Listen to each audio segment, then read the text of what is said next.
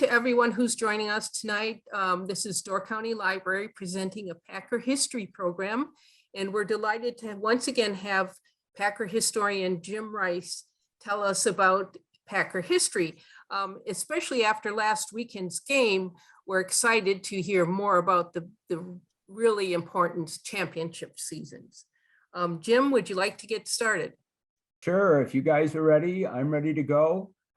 And thank you for having me, Laura, again. I appreciate it.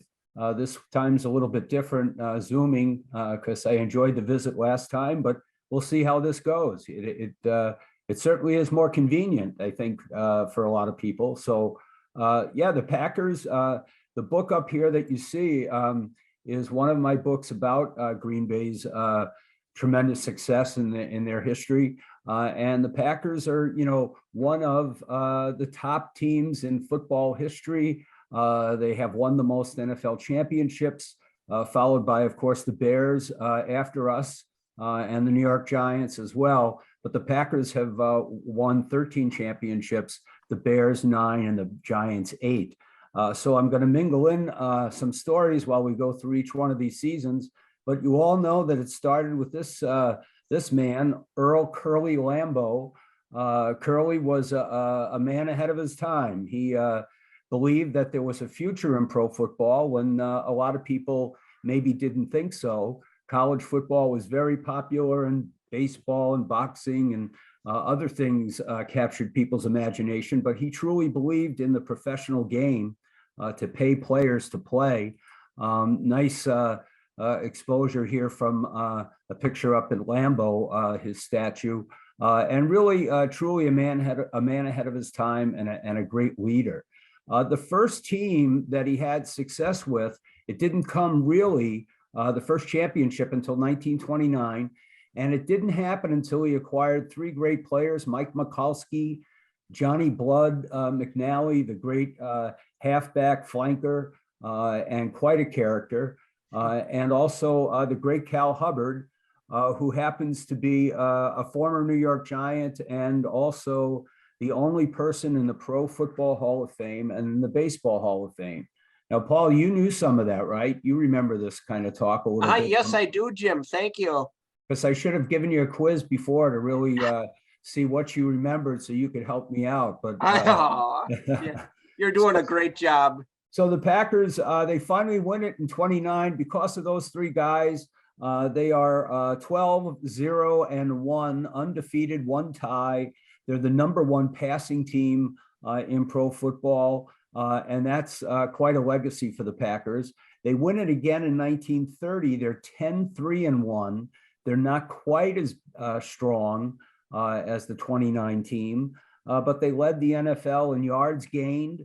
And they gave up the least. So they were really quite strong in many areas. But again, the passing feature of the Packers offense was again the best in the league.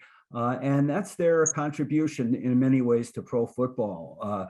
Passing the football has been part of the Packers' DNA since the very beginning. Curly Lambeau at the start believed the quickest way to get there was throwing the ball, and he got it from Newt Rockne, and it's quite a legacy. And the Packers, Giants, and the Washington Redskins are probably the three franchises that really promoted and enjoyed employing the forward pass. So the Packers win in 1930, and in 1931 they win for the third straight time, and they become the first team in NFL history to do that. 3 straight championships. And these were the days, of course, of one division. There were no two division teams or two divisions of teams to compete with one another. It was one group of teams. And sometimes that group was as many as 25. And sometimes that group of teams was as small as maybe 15 or 12. But there were 3 straight championships for the Packers.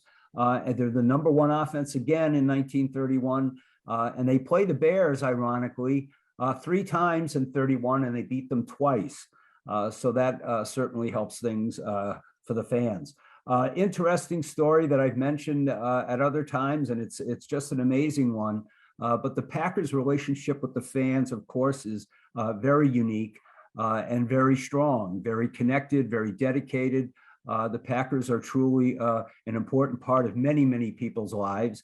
And in 1931, believe it or not, a judge in Oshkosh, Wisconsin, granted a divorce to Mrs. Daisy Goldstein in 1931 because her husband was more devoted to the Green Bay Packers than to her. So, I mean, it got pretty intense for Packer fans, and even to in front of the judge, trying to explain the tremendous mystique of the Green Bay Packers, even in a divorce hearing. But things changed very quickly in 1932. So if we take a look at this, the standings look a little funny there, but indeed that is the final standings for 1932. And the key thing here to tell you is that this was still one division in 32. There were many other teams, but ties were not counted in the schedule or in the final standings. So it was these 6 ties by the Bears and 4 by Portsmouth and 1 by the Packers. It was like the games weren't even played. So 6-1, outdid the 10-3 of Green Bay. And the Packers today, of course, would have won a 4th straight championship.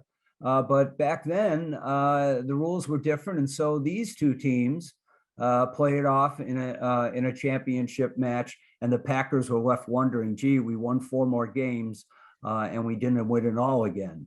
So in 1936, they win their next championship. So there's a little gap there of a couple of years.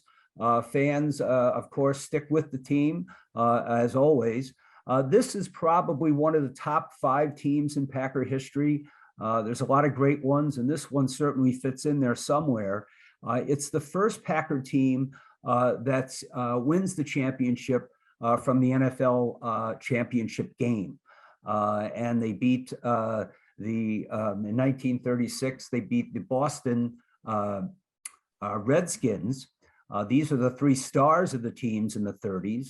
And they beat the Boston Redskins in 1936, the year before Boston moves to Washington, D.C. and become the Washington Redskins. Herbert, Hinkle, and Hudson, those are the stars of the 30s for the Packers and into the 40s. And so they meet up with the Boston Redskins in the Polo Grounds in New York for the championship. And they meet there because, as you may remember, Paul, this would have been in the quiz, the owner of the Boston Redskins didn't like the Boston fans. They weren't supportive enough. So he decided to move the team to Washington, D.C. And he said, well, I'm not going to, since we're the home team, I'm not going to give these fans I don't like a championship. So let's move a little early. And they started moving, and they went to New York to play this title game, and then moved on to Washington, D.C.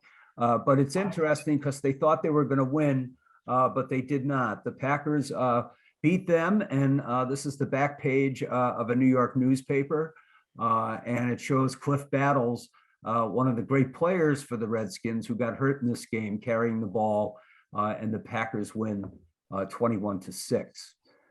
So 1936 is quite a season, and again, probably a top 5 one for the great franchise that is the Green Bay Packers. 1939 is the next championship, and this one, I'm going to move my notes around here. And this one, oh, by the way, one more story from 1936. I almost forgot. So the Packers are the champions in 36, and they win the game in New York in the Polo Grounds against the Redskins, and they're celebrating quite a lot. And Lon Evans, one of the great Packers, a big lineman back in the day, he's enjoying himself immensely. And he is going around with a football, proudly proclaiming the Packers champions. And I just wanted to read you this one quote from the Green Bay Press-Gazette back in the day. The best story of the trip involved Lon Evans and his prized football. He lugged the championship oval all over New York, getting autographs. And by barging into the National Broadcasting Company, NBC, he added such signatures as Eddie Cantor, Kate Smith, and Walter Winchell. He grabbed one radio star coming out of the broadcasting booth. What program do you sing on? He said, and he demanded of the person. Give me that football, replied the other, reaching for his fountain pen, and he signed it J. Edgar Hoover.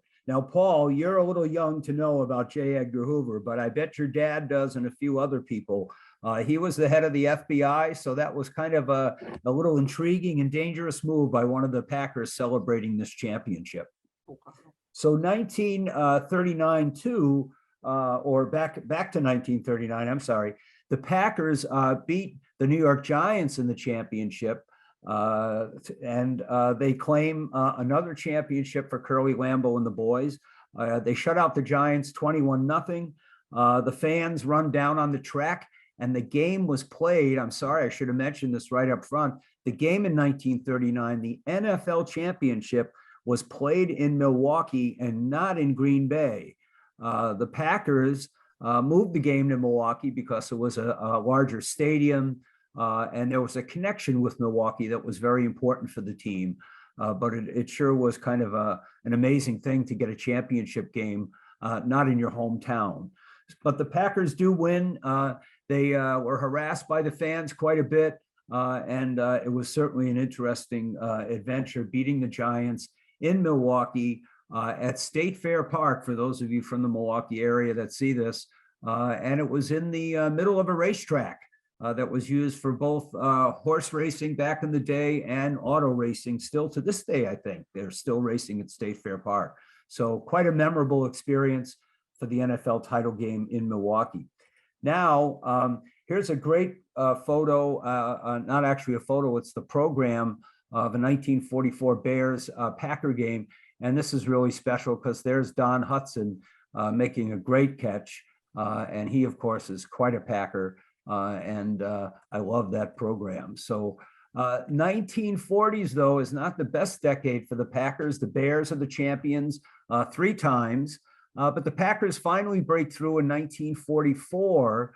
And this is Curly Lambeau's last championship.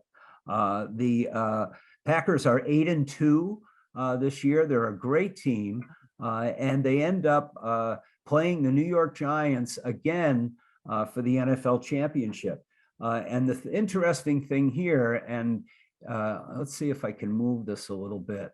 Let me figure out something here for a second. Actually, I'm going to mess it up if I do that. I should probably stay just this way. But behind you guys here on the right side of the screen is the assistant coach of the Packers, Red Smith. And in 1944, he left the Packers and took over as an assistant coach for the New York Giants instead of the Packers. And he convinced an old quarterback from the Packers, Arnie Herbert, to come back out of retirement and play for the New York Giants, which is what happens. And the Packers play the Giants in the NFL championship game. So they're playing against their old quarterback. And there was a little bit of a rub here in 1944 because the Packers lost to the Giants during the regular season. And there was a lot of accusations about the Giants had sent spies to watch the Packer practices. And so there was a lot of heatedness to this rematch in the 1944 championship game, which the Packers did win 14-7. And it's Curly's last title. It's the 6th championship for Curly Lambeau. And he resigns in February of 1950 due to a lot of issues working with the executive board at the time. In Milwaukee, the games that were played there attracted a lot of people, even from Green Bay. They would travel down, even in 1944 and later. This is Ted Fritsch, a great player. In 1944, I've got a story for you because there was a game in Milwaukee that this gentleman, I don't believe I have his name here. No, he's just, this is from the Press Gazette. So this gentleman is driving down to the Packer game in Milwaukee, and he has some issues with his car. And so the Press Gazette reported that the most disappointed fan was an unfortunate Green Bay man, unidentified, who started out in his car from Milwaukee on Sunday morning to see the game. He got as far as Cedarburg, had a flat tire there, and couldn't find a garage open to have it fixed. He repaired the tire with borrowed equipment and got to West Dallas, which is on the west side of Milwaukee where the park is. He got there just in time to turn around and start home. So there's a loyal Packer fan for you. He spent the day on the road listening to his favorite team. So the Packers in the 40s are led by Ted Fritsch, the great Tony Canadeo, the number 3 on the scoreboard. Great Packer after his playing days. In many ways, board of directors, announcer, different things like that. Just a truly great Green Bay Packer. And so a little thing I came up with, after Lambeau leaves, the Packers are awful for quite a number of years. And these are the 3 coaches between Curly Lambeau and Vince Lombardi, Gene Ronzani, thus the R capitalized here a little bit big, not very successful. Lyle Blackburn, not very successful either. And then in 1958, the last coach before Lombardi has a 1-10 season, and the Packers let him go, thank goodness. So Lombardi inherits that 1-10 season. So this is a nice picture of out front of Lambeau Field where Curly is pointing to Vince in a way that probably, Paul, you may remember this, that Vince and Curly really didn't get along too well. They were kind of not rivals, because Curly certainly had credentials way stronger than Lombardi at this point. And so what happens is he doesn't like Mr. Lombardi, and they don't get along, but they put up with each other because they're almost exact opposites. So the Packers then, with Lombardi, begin a whole new era of success, probably the greatest run in Packer history, given the brevity of it and the success of it. Lombardi takes over, and these are his 3 championship teams. Can you see all 3 of these cards, or are the pictures in front of them, or the video here? It's a little bit, the third one is a little bit. Is it in front of the third picture? Yeah. Okay, these are the 61, 62, and 63 champion, or 63 teams. 61 and 62 are championship teams, and 63 was a good season, but not a championship. Now, if you pick a number on here, and Paul, if you've seen me before, and I'm not sure if you have, but I know you've read everything that I've written, but if you pick a number on here, a favorite Packer, Jerry Kramer, Bart Starr, Billy Houghton, Ray Nitschke wearing 33 instead of 66. Pick one of these guys that you like, or that you see. Here's Horning and McGee. And then look at this. In 1962, they're in the same spot. Oh. 1963, same spot, but a little smaller. So it's the same photo used a number of times.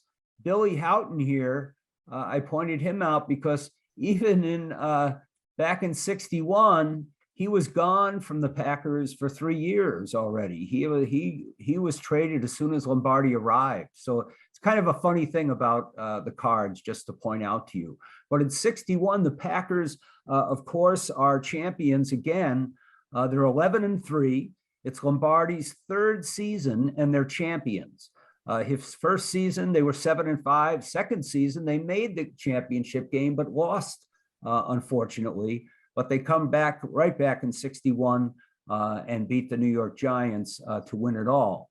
Now, this, believe it or not, in 1961 is the first NFL championship game ever in Green Bay. And that's thanks to the 1939 game that Curly Lambeau moved down to Milwaukee. But the 62 or 61 team, just fantastic. They blow out the Giants 37-0 in the championship game. And they begin to build the Lombardi legacy. So 62, a little bit different, but background and color, but same photo. Many people think this is the greatest team in Packer history, certainly in the top 5. They were undefeated until Thanksgiving.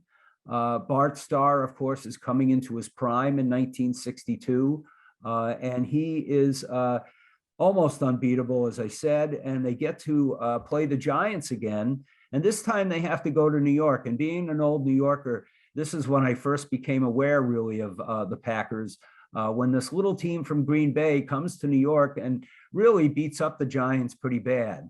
And the game was played in Yankee Stadium, New Year's Eve, I believe, or New Year's Day. And the Packers certainly had the Giants number. The weather was more like Green Bay than New York, so that always helped Green Bay. and they beat the Giants handily. It was not handily, but the score was a little closer than the previous season. They win 16-7, but the Giants have not scored a touchdown in 2 championship games by their offense against the Packers. So 37-0 and 16-7. So the Packers then in 63, they don't win it, but they use the same card. And then we move on to the next championship season, which is 1965. And this is a great year. This is the Milwaukee Sentinel, the old newspaper. And the Browns come to Green Bay. And the Browns, you may recall, are the defending champions. But they don't do so well against the Packers. Sorry, I'm moving around here on you. But they don't do so well against the Packers. And that's okay by us. But at this time, of course, Lombardi had won 2 championships, but then had 2 years where they didn't win. And this is an incredibly important season because it's the first of the 3 Lombardi championships. Now, a lot of people forget about that because this is not the Super Bowl yet. This is the NFL championship game, the last one, in fact, in Green Bay in 1965. And, you know, the season was great, but the championship game here was, of course, the pinnacle of the season. And if you ever get to see any of this game, especially in the second half, it's wonderful to watch the Packers pound the ball down the field on the ground, kind of like they should have done yesterday. But it just didn't happen that way.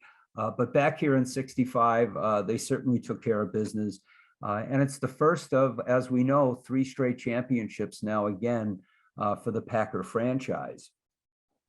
So the Packers, after 65, things change. The league merges with the NFL merges with the AFL. Here's that 65 championship game. It was a muddy game. And if you think about that commercial, I always mention that commercial that you see on TV with Horning running around left end in the mud. And that's from this 1965 championship game. And so the Packers begin to build the dynasty further. The 65 championship team here, and they beat the Browns 23-12 in a great dominating performance. In 66, they're favored again to lead the way in the NFL. Jim Taylor here on the covers. I don't know if any of you remember these old Street and Smith's football magazines back in the 60s, but they were really a prize to get each year because they gave the overview in one place of all the teams, all the players, all the previous season highlights. They were really something special. And the Packers were on quite a lot of the covers of these, as you might imagine, during their championship. So in 1966, real important season because it's the first Super Bowl season. And the Packers end up having to play Tom Landry and the Dallas Cowboys for the first time to get to the first Super Bowl. Fortunately, they win it, the first Super Bowl. Here's the Sports Illustrated with Max McGee on the cover.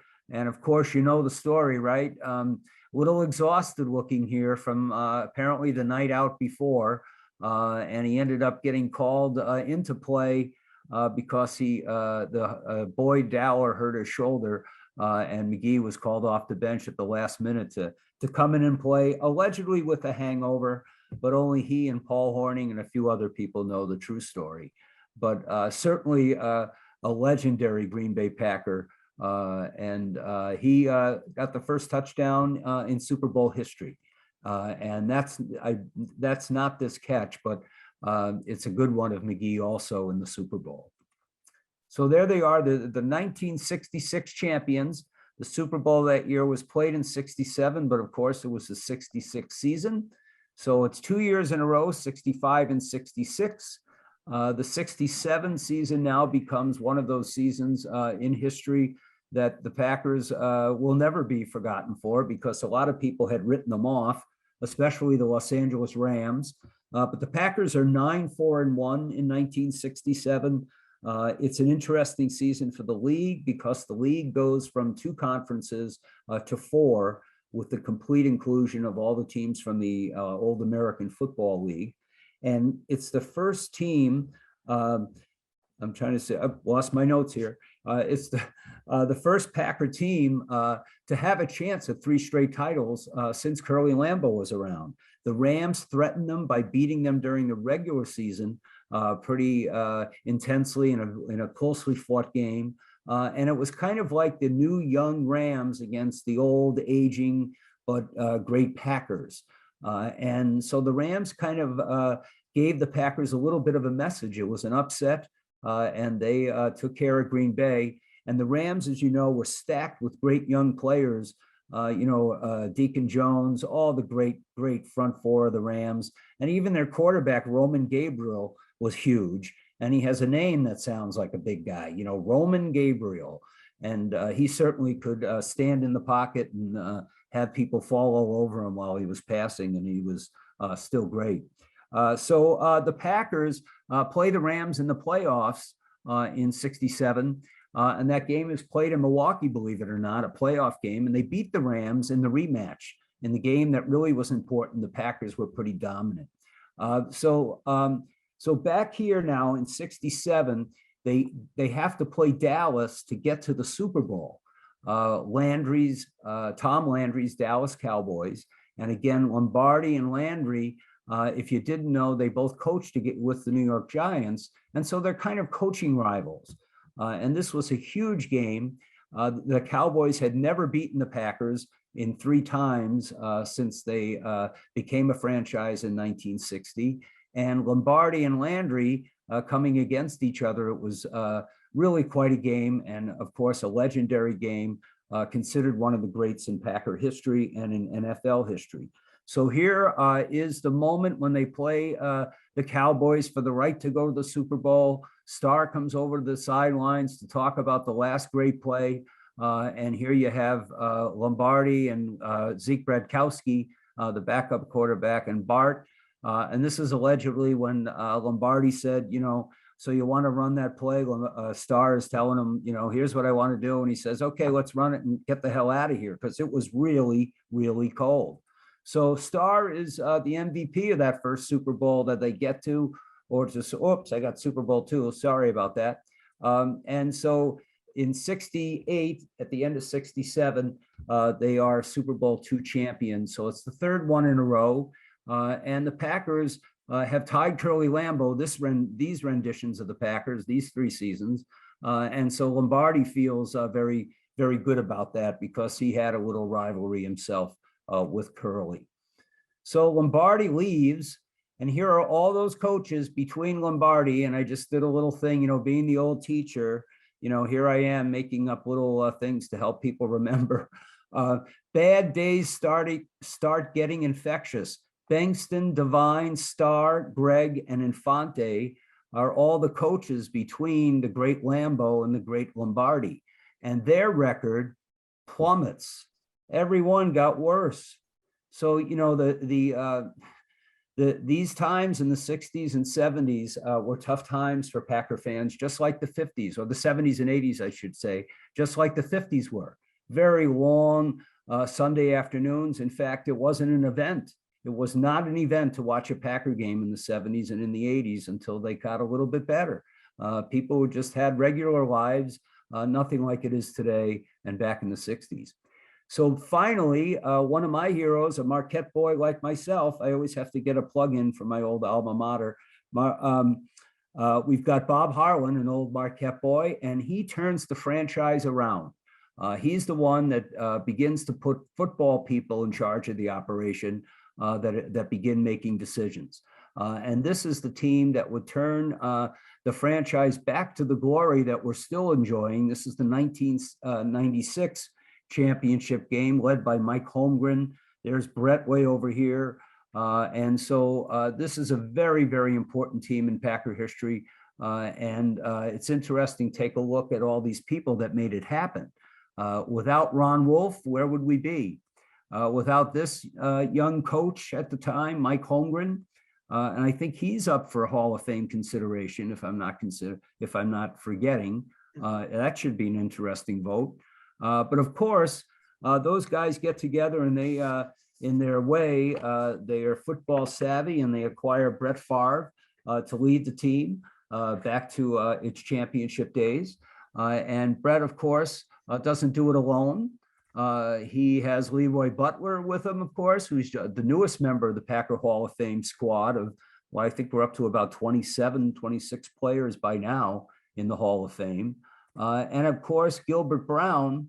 And I had Reggie in here. I don't know what happened, or did he get skipped? Yeah, he got skipped. I'll have to, oh, you've been robbed, you guys. Reggie was right after Brett and before Leroy.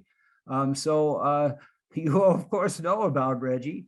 No picture required, but of course, those two were the catalyst for everybody else knowing that Green Bay was serious about winning again.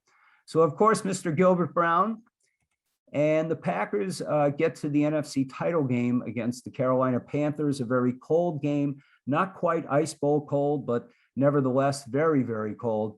And they win that game and they get to the Super Bowl. And of course, this is in New Orleans, and we know it's in Brett Favre's backyard.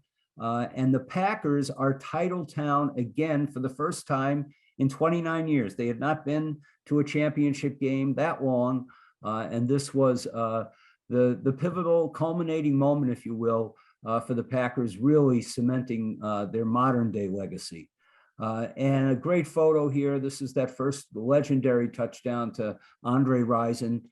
Brett, I think he got it, or did he get fined for taking his helmet off? I know that became an issue later in discussions about things that happened in that Super Bowl. Do you know anything about that, Paul? Not really. No, I'm sorry, Jim. I don't really remember a lot about that. Yeah, because you're too young. I'm just teasing you. That's okay. Yeah. No, I was 5 at the time. So. Well, Paul, you're not supposed to take your helmet off, and there's fines for it. So I don't think he got fined, but it was early in the game. So they might not have wanted the game to get too carried away. And so that was the first touchdown. The Packers went on to win that game. A great game. Reggie, of course, closing it out with the 3 sacks in the second half of Drew Bledsoe. And here's the actual card with the victory celebration. And over here, can you see Brett Favre? I can't see him over here, but can you guys see him? He's to the right of the score here on the platform. I can't see him, but that's good for you, as long as you can. Yeah. So Brett is up there. There's Mark Chimera. They're all celebrating that great victory. And some Packer fans, like your dad, Paul, I bet he didn't think that would ever happen. So it finally did, thank goodness. And of course, one of the great accomplishments there was the Super Bowl MVP, Desmond Howard, and I believe he had over 200 yards in return yardage. And he was the Super Bowl MVP. So back then, remember, what did they always do? Who remembers what they did when they were the Super Bowl MVP? Anybody? They went to Disneyland or Disney World. That was the big thing, and they would be the great star to show up the next weekend or the next Monday, whatever it was. And they'd have a parade there for the MVP and everything. So Desmond Howard, MVP. The Packers come back to Green Bay after that. And those of you who are old enough to remember, they had to go through quite a cold day to get from the airport to Lambeau Field for the celebration. It wasn't ice bowl cold, but it was a wicked cold day, as they would say in Boston. And here, a little picture of that on the headline of the Journal Sentinel. So the Packers, they don't get back to the Super Bowl after 90, or they do get back and they lose. They were upset by the Denver Broncos, and a lot of consternation about that loss, even to this day. So we'll just move right on. So we'll move right on from it, I should say. So here is a picture of the new Lambeau Field, finally renovated in 2003. The Packers, of course, had the referendum. It passed. It was very close. But the Packers, without this stadium, they probably may not have made it. And this is they often call Yankee Stadium the house that Ruth built. Bob Harlan has referred to this as the house that Brett built, because the championships and the winning that Brett brought back to Green Bay really got the fans completely back on board, even though they had never quite left. Everybody loves a winner, so that always helps. So they do win again. The stadium updated in 2003. It takes to 2010 So, Packer fans are impatient, but that's not too much of a wait. And here we have Mr. Rogers and the gang in 2010, really a surprise team to get to the Super Bowl because they were so injured during the season. 15, I believe, people were on the IR, and the Packers just had that next man up philosophy. They had a smart free agent pool that they pulled from that year, and they were able to handle things pretty easily. They had a very strong start to the season, kind of got mired down a little bit in the middle of the season, not winning quite as consistently, and then got hot toward the end and beat both the Bears and the Giants to get into the playoffs. Of course, Aaron Rodgers, the most talented quarterback I've ever seen, certainly knows how to throw that football, right, Paul? One of your favorites, no doubt. Oh, yeah. Then we've got Donald Driver, of course, an aging receiver at the time, but a great leader of the Packers in 2010. And then we have Charles Woodson. So those were the three leaders of the team. Kevin Green, the old Packer coach, Hall of Famer, right over Woodson's shoulder there. And the Packers beat the New England Patriots.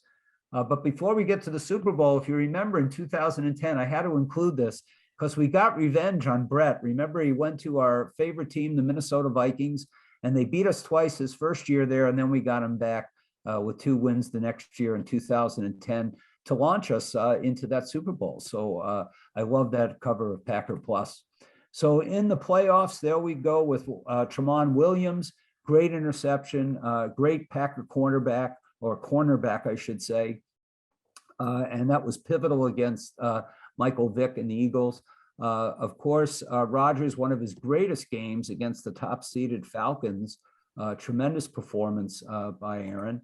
And then, of course, against the Bears, the great pick six by B.J. Raji to put the Bears away in the NFC title game, which was for the right to play in the Super Bowl. So it was a pretty big deal, not only B.J. here, but that victory, one of the greatest in Packer history. If you're beating the Bears to get to the Super Bowl, it just has to be in that, top 5 somewhere.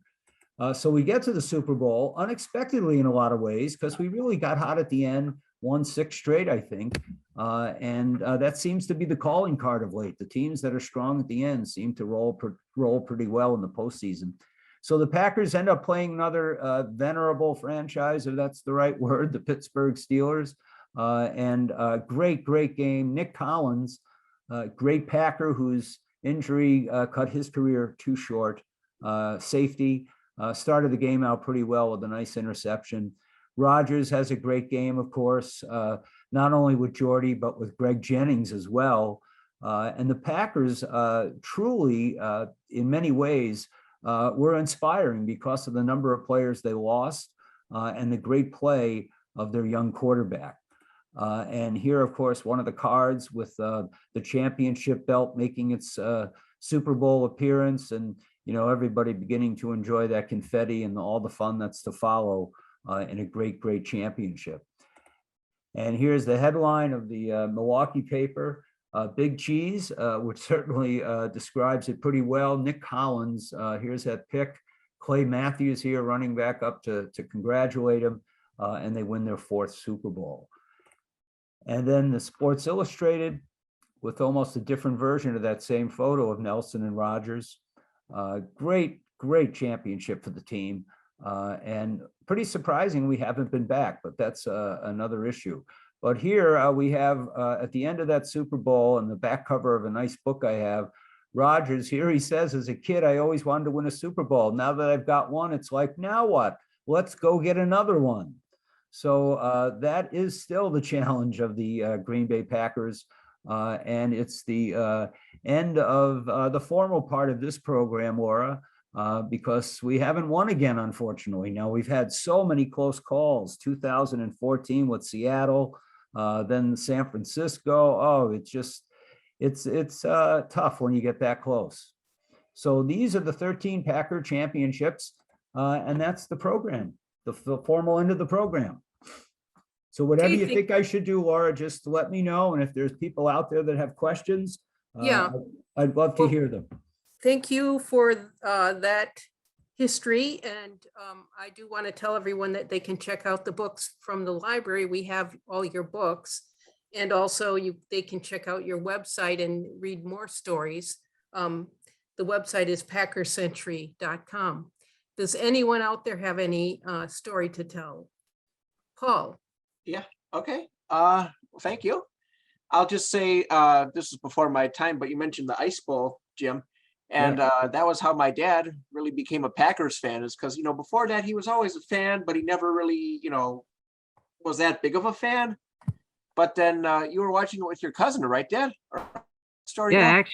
actually, that is interesting because Yeah. up until then, my cousin always was a big, Green Bay Packer fan and, sports fan overall, and he'd always try to get me into it. And I just was, well, on the fence post. I thought, well, yeah, it's kind of interesting. It's, okay. I never really, gave it much thought. But then when I was watching that particular game, especially how cold it was, I forgot how cold it was. It was like 15 below or something to that effect. And then I'm really rooting for the Green Bay Packers, and they're right on the like the 1 yard line. And I said, and they got all these guys waiting to just block them and push them over the side. And then when I saw Bart Starr leap over their side, I said, yeah, that's it. I said, from that point on, Green Bay Packers are my team. That's it. That was so impressive to me that I couldn't say any more other than I'm a fan for life. That's it. They really went over the top, and that's why I guess now I'm kind of expecting more out of them, than what happens once in a while. Well, and for all of you who know Tony Walter, who used to be a reporter for the Press Gazette, he just wrote a book on the Ice Bowl. It just came out fairly recently. Oh, okay. Yeah. The Ice Bowl was the first game that I went to too, to see the Packers at live, and it was quite an undertaking and stuff. It was cold, of course, 14, 15 below without wind chill. Of course, talk about wind chill those days, but I can still remember that game very vividly, very vividly. 25 rows up, and the end zone that the Packers scored the touchdown. Wow. Yeah. Wow. Yeah, that was a good one. And when they call it frozen tundra, they weren't kidding. No, they weren't. That's right. Gosh, that thing had to be worse than concrete. Ugh. I remember watching it on TV. I was 13, I think, at the time, and I just couldn't believe they played the game.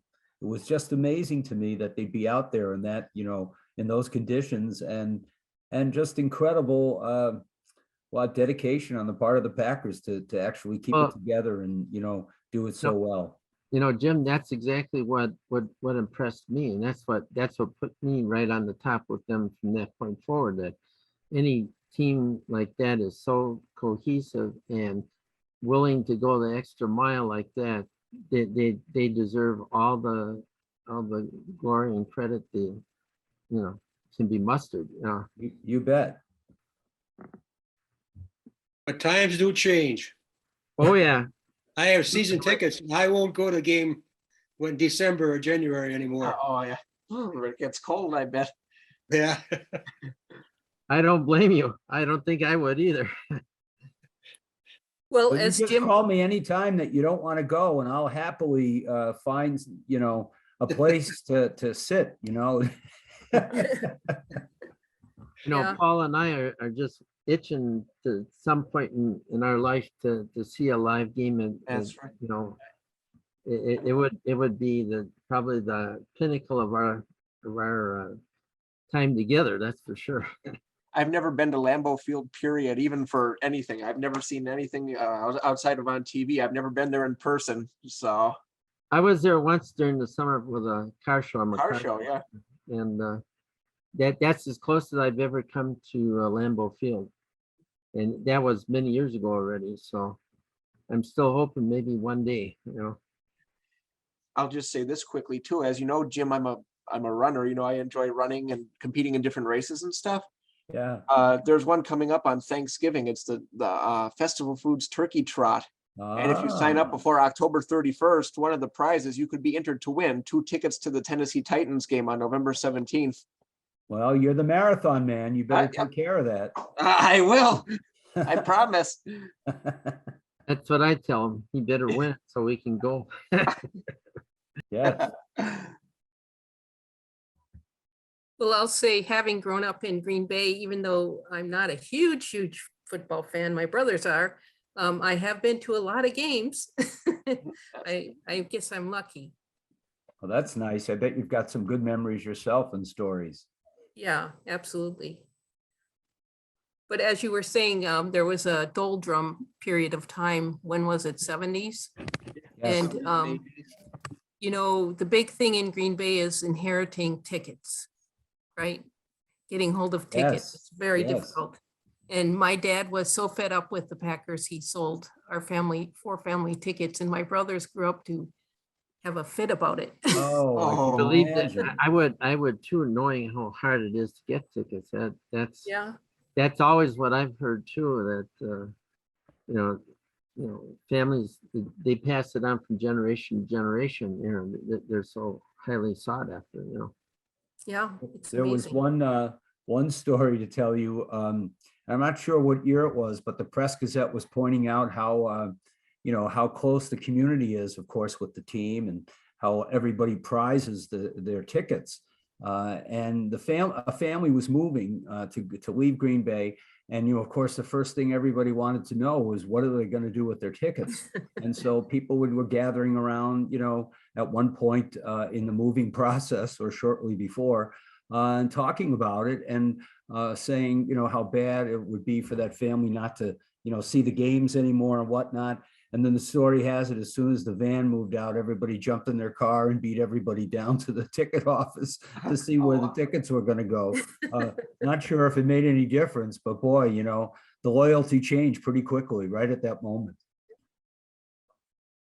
That's awesome. Well, any other good stories? Or maybe we should wrap it up for the evening. That was really entertaining, That was Jim. great, Thank Jim. you. Well, Thank you, thank you. Jim. I know some of it we've talked about before, but those championship seasons, you know, you just can't beat them. That's right. That's for sure. And I, as this being kind of the first time for me, this was quite an education on the history of Packers. And I really enjoyed you know, all the details that you brought out, you know, players and the scores of the game, and, you know, what happened. And it just was quite, you know, informative, to say the Well, least. thank you. I appreciate it. Yeah, well, thank you, Jim. All And right, thank you all Laura. for coming. Thanks, Jim.